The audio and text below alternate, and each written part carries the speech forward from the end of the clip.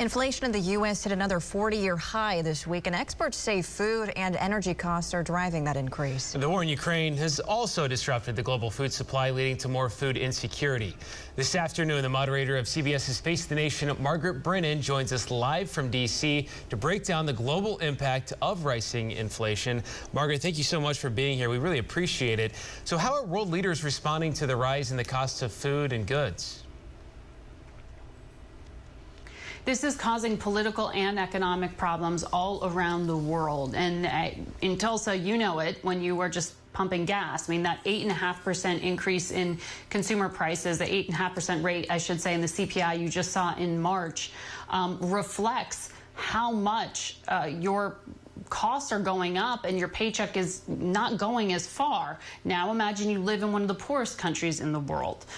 The UN's World Food Program head David Beasley joined me for an interview today from Ukraine, in which he lays out that this could become a national security risk because there are actual food supply shortages. The war in Ukraine means that actual grain and wheat supply is being taken off the market. Ukraine and Russia make up 25% of global wheat.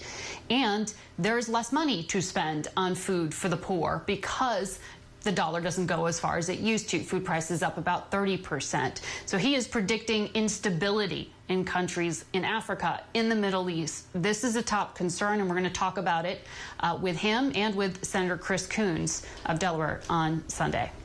Yeah, Margaret, let's talk a little bit more about the war in Ukraine. The Pentagon says 2 Ukrainian Neptune missiles sunk a Russian warship.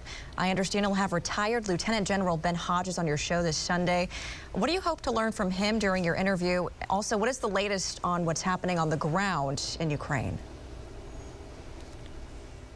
Well, we'll put that question to Ukraine's foreign minister, who will join us Sunday alongside that Lieutenant General we just mentioned, Ben Hodges, who I hope will help us put in perspective what this downing of that flagship vessel in the Black Sea might mean in terms of the impact on Russian military movements into the eastern part of Ukraine.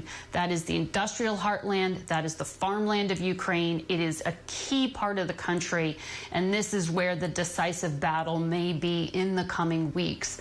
So we want to get the read on the latest there and what difference American weaponry might make in the fight.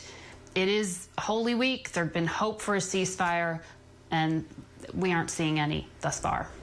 All right, Margaret, thanks so much for your time this afternoon. We appreciate it. You can watch Face the Nation on Sunday mornings at 9:30 right here on Channel 6.